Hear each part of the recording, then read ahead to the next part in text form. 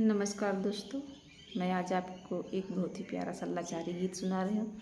पसंद आए तो कमेंट करना, नए हैं तो चैनल सब्सक्राइब कर लीजिए। गीत कैसा लगा?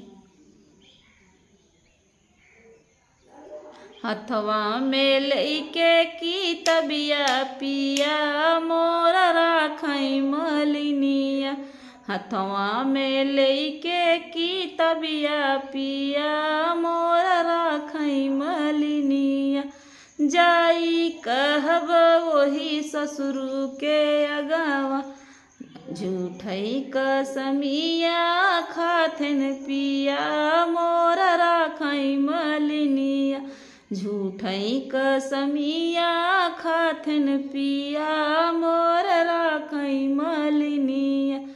हथवा में लइके की तबिया पिया मोरा राखई मलिनिया। हथवा में लइके की तबिया पिया मोरा राखई मलिनिया। जाई कही अपने जेठे के अगवा, जाई कहे अपने जेठे के अगवा, झूठई का खाथनी कसमिया पिया मोरा राखनी मलिनिया।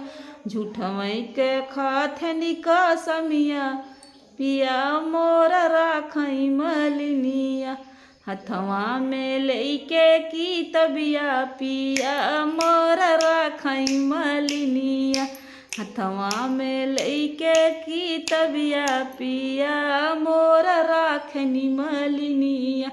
जाई कहब अपने देवरा के अगवा, जाई कहे अपने देवर के अगवा, झूठई खाथनी कसमिया पिया मोरा राखनी मलिनिया।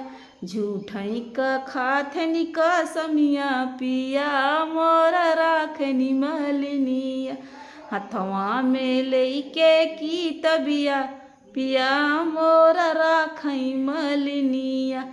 हथवा में लइके की तबिया पिया मोरा राखनी मलिनिया।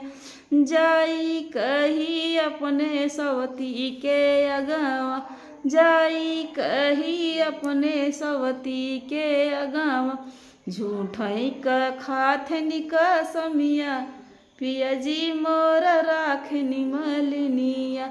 झूठई का खाथनी कसमिया पिया मोरा राखनी मलिनिया। हथवा में लइके की तबिया पिया मोरा राखनी मलिनिया। हथवा में